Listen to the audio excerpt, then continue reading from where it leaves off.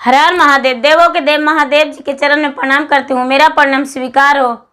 माता गौरा पार्वती के चरण में प्रणाम करती हूँ, मेरा प्रणाम स्वीकार हो। गणपति ललनवा के चरण में प्रणाम करती हूँ, मेरा प्रणाम स्वीकार हो। सब गुरु भाई बहनों के चरण में प्रणाम करती हूँ, मेरा प्रणाम स्वीकार हो। सब देवी देवताओं के चरण में प्रणाम करती हूँ, मेरा प्रणाम स्वीकार हो। धरती माता के चरण में प्रणाम करती हूँ, मेरा प्रणाम स्वीकार हो। सब गुरु भाई बहनों के चरण में प्रणाम करती हूँ, मेरा प्रणाम स्वीकार हो।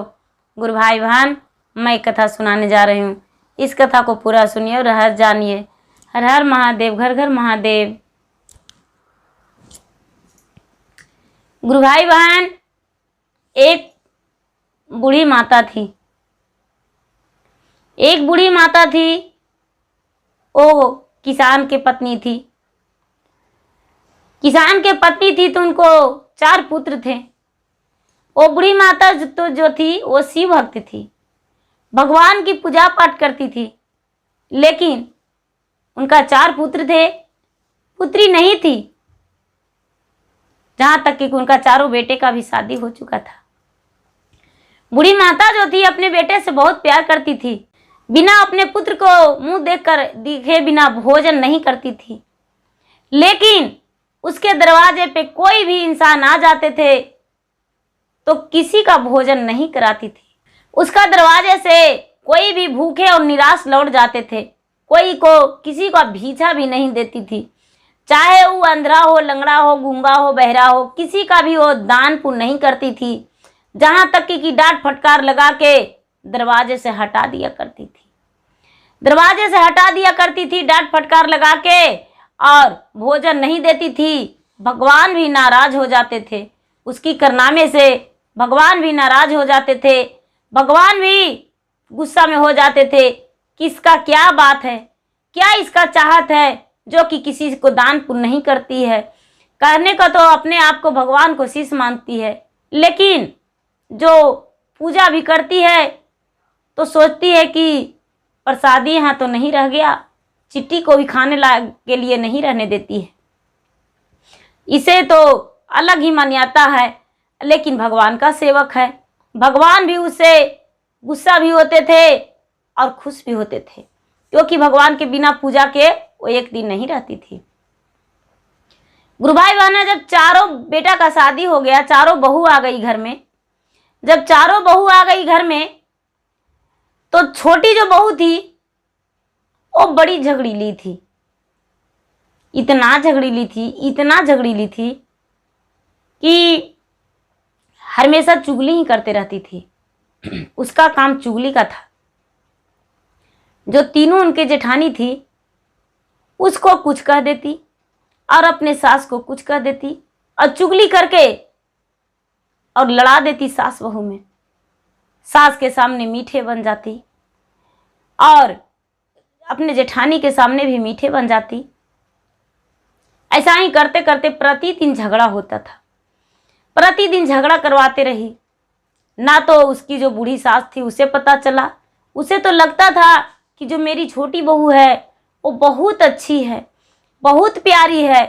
ये तो इतनी सीधी सादी भोली भाली है कि इसे तो कुछ पता भी नहीं है। जो तीनों जेठानी थी वो भी सोचती थी कि इसमें इसका क्या दोष है, हमको सासू माँ ऐसे बोलती होगी। लेकिन ये कभी नहीं सोची उन्होंने कि सासू माँ आज बोलती है कल नहीं बोलती थी। सासू माँ बोलती तो पहले भी बोलती, लेकिन इसको आने से क्यों ऐसा बोलती है।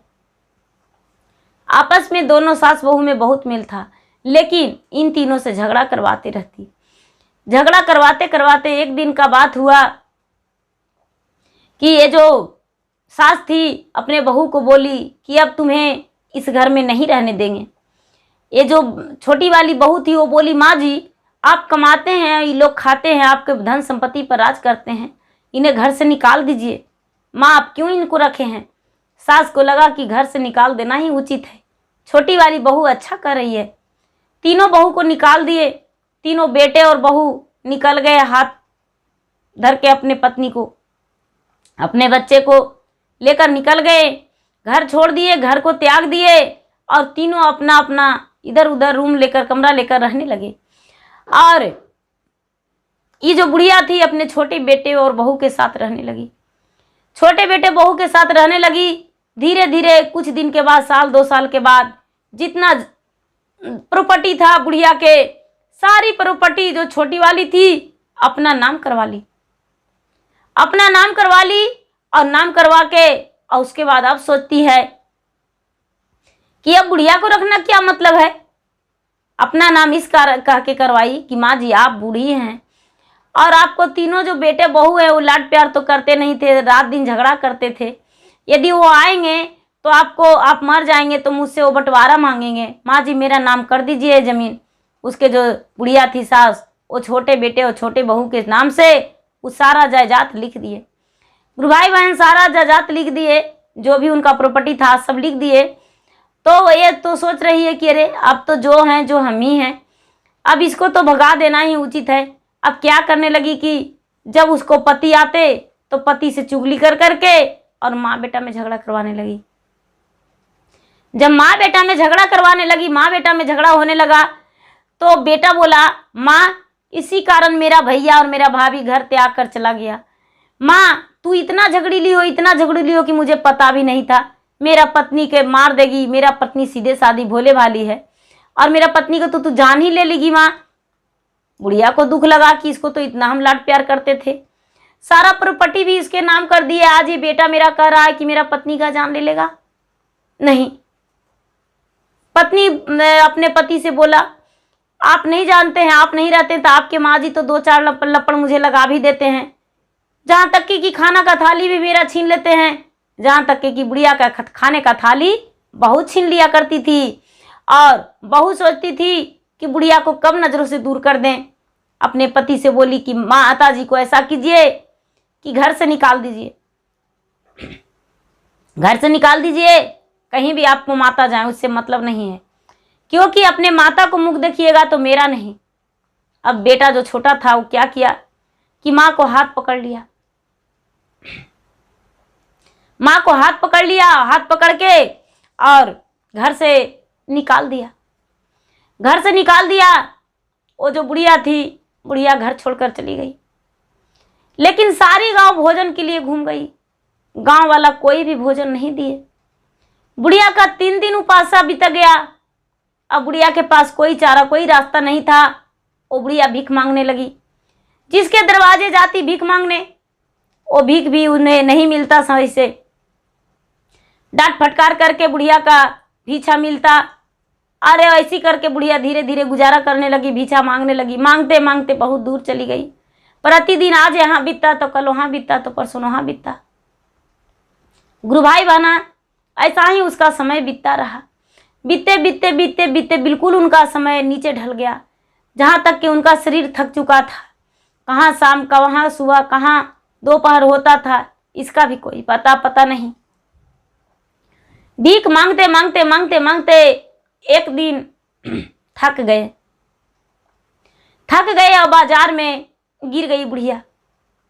जब बुढ़िया गिर गई तो बड़ा बेटा उसी रास्ते से काम करके जा रहा था। सारे लोग देख रहे थे कि एक बुढ़िया गिर गई है, भीख मांगने वाली है बुढ़िया, गिर गई है बुढ़िया। ऊपर वाले की कृपा से, ऊपर वाले के दया से, भगवान के दया से, शिव गुरु के दया से बड़े बेटे के पास बहुत अच्छा खासा प्रॉपर्टी हो गया था, धन संपत्ति जमा हो गया था। वो देखने लगा कि कौन है, अरे गिर गया तो उसको उठाओ, डॉक्टर के पास ले जाओ। तो बड़ा बेटा देखने लगा तो देख रहा है कि मेरा माँ है। ये तो पूरा अखबारी में भर के गोद में उठा के और डॉक्टर के पास ले गया। डॉक्टर ने उसे दवा सुई दिया। बुढ़िया का जब होश आया तो बोला माँ तू इस शहर बाजार में क्या मुझे ढूंढते ढूंढते आई हो? बुढ़िया कहती है नहीं बेटा, हम ढूंढते ढूंढते नहीं आए। जो तुम्हारा छोटा भाई और छोटी उनका पत्नी जो है वो क्या किया कि छोटी बहू मेरा मुझे हाथ पकड़ के निकाल दिया घर से, सारा जायदाद अपना नाम करवा लिया और मुझे घर से निकाल दिया। इसलिए हम दर दर भटक रहे हैं, 5 वर्ष से भीख मांग रहे हैं।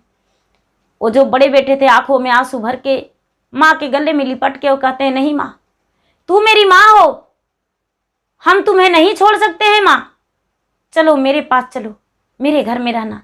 अपने घर ले गए। सबसे पहले बूढ़ी माता को, अपने माता को कपड़ा चेंज करवा के और सुंदर सुंदर भोजन उसको करवाए, पूरा जी भर के सुंदर भोजन करवाए। उसको बाद कहने लगे, माँ तू तो प्रतिदिन भोलेनाथ का पूजा करती थी, तू पूजा पाठ क्यों नहीं करती हो माँ? सबसे पहले भगवान का पुकारो और पूजा करो, तूने भगवान का नाम ही भूल गई हो। जब से तुम्हारे घर चारों बहू आई है, जब से तूने तो नाम ही भगवान का भूल गई हो माँ। भगवान का याद करो, भगवान का सुमरन करो, भगवान का भजन करो। बुढ़िया जब भगवान के भजन करने लगी और सुमरन करने लगी, याद करने लगी, तो भगवान उसको दर्शन दिए। भगवान दर्शन दिए एक भिखारी के रूप में और कहते हैं कि अरे बुढ़िया, तेरा तो अंतिम यात्रा आ चुका है, लेकिन जितना बड़ा गलती तूने किया है उसकी सजा तो तुम्हें मिलना ही था।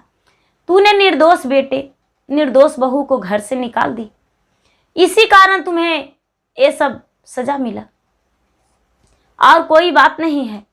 अब तुम्हें सुख शांति मिलेगा, सुख शांति मिलेगा। जो तेरा जो बहू है, बेटे है और दो है, उसका भी याद करो, उसे भी ढूंढो।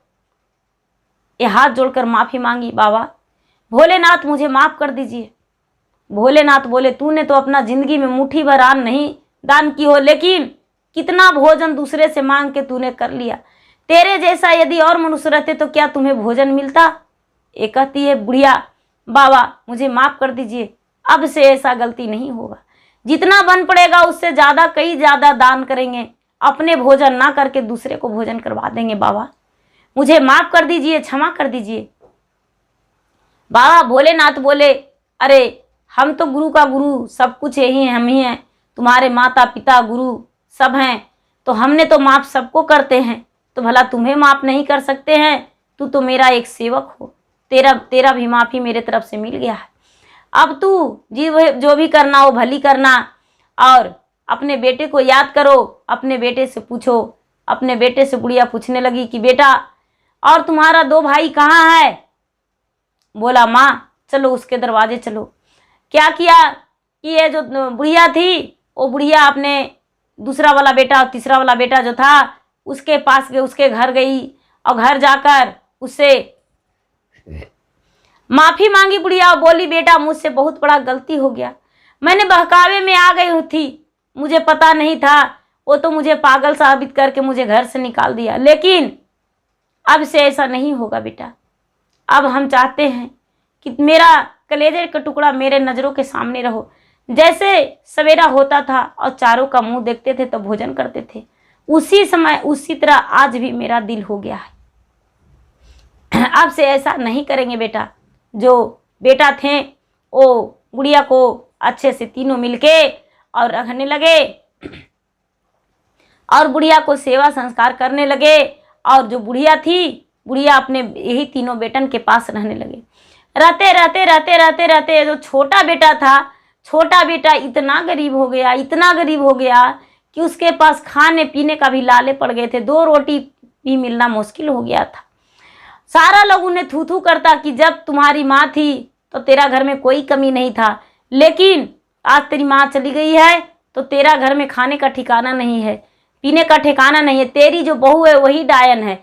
जब से 3 बहू थी बुढ़िया के, तुम्हारा 3 भाभी थी, तो घर में सारा खुशी थे, लेकिन जब से तुम्हारी पत्नी आई, जब से तेरा घर में लड़ाई झगड़ा होने लगा, प्रतिदिन झगड़ा होता था, खाने के लिए चिल्ला चिल्ली होता था, लेकिन वो जब 3 थी तब तक कोई शिकायत नहीं हुआ था।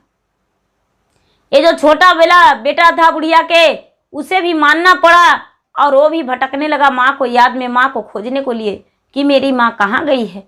खोजते वो बड़े भाई के पास पहुँच गया। बड़े भाई के पास पहुँच गया जहाँ की वहाँ उसको माँ थी। बड़े भाई के पास पहुँचा, बड़े भाई से पूछा, भैया माँ पता नहीं कहाँ चली गई, माँ तो मिल ही नहीं रही है। बड़े भाई जो था बोला, भैया सुनो, माँ जो है मेरे पास है, माँ के तो हम रखे हैं, माँ को तूने निकाल दिया लेकिन हम नहीं निकाल सकते हैं माँ को, इसलिए माँ तो मेरे घर है, माँ अच्छी से है, माँ ने मुझे अपने कलेजे के टुकड़े समझ के पोसी पाली थी, तो भला माँ को हम कैसे दूर कर सकते थे। माँ मेरे पास आ गई है, भोलेनाथ ने मेरे पास माँ को पहुँचा दिए हैं। ये जो छोटा वाला भाई था वो भी भाई को कहने लगा, भैया सब लोग घर चलिए, और नहीं तो हम घर वापस लौट कर नहीं जाएंगे। छोटे भाई को कहने पर बड़े भाई और दूसरे भाई, तीसरे भाई, सब भाई घर लौट गए। ज़्यादा समय के बाद घर लौटे। घर का रवैया बहुत खराब था, दशा खराब था, लेकिन फिर भी बूढ़ी माता जो थी वो भी, उनका तीनों भाभी भाई सबको आए। और उसके बाद ये जो छोटी वाली थी वो सबसे माफ़ी मांगी कि दीदी जी मुझे से गलती हो गया, माँ जी मुझसे गलती हो गया, सबको बर्बाद करके पूरे परिवार को बिखार के हमने अकेले धर दिए, मुझे ऐसा नहीं करना चाहिए, मुझे माफ़ कर दीजिए।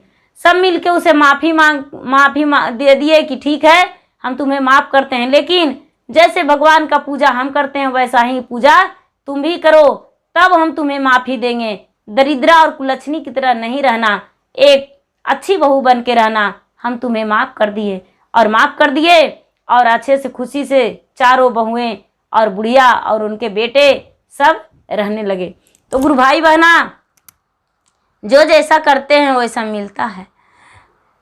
हे भगवान, हे भोलेनाथ, उनको जैसे बड़े बेटे पर दया किए कि बाहर भी घर छोड़कर चले गए तो उन्हें कोई प्रकार का दिक्कत कमी ना हुआ, वैसा ही दया सब पे कीजिए कि किसी का कभी कोई दुख ना हो, जिसका कोई ठिकाना ना हो उसका भगवान भोलेनाथ ठिकाना दे देते हैं। हर हर महादेव, घर घर महादेव। गुरु भाई बहना, मेरा वीडियो अच्छा लगे तो इसे लाइक कीजिए, शेयर कीजिए, सब्सक्राइब कीजिए। धन्यवाद।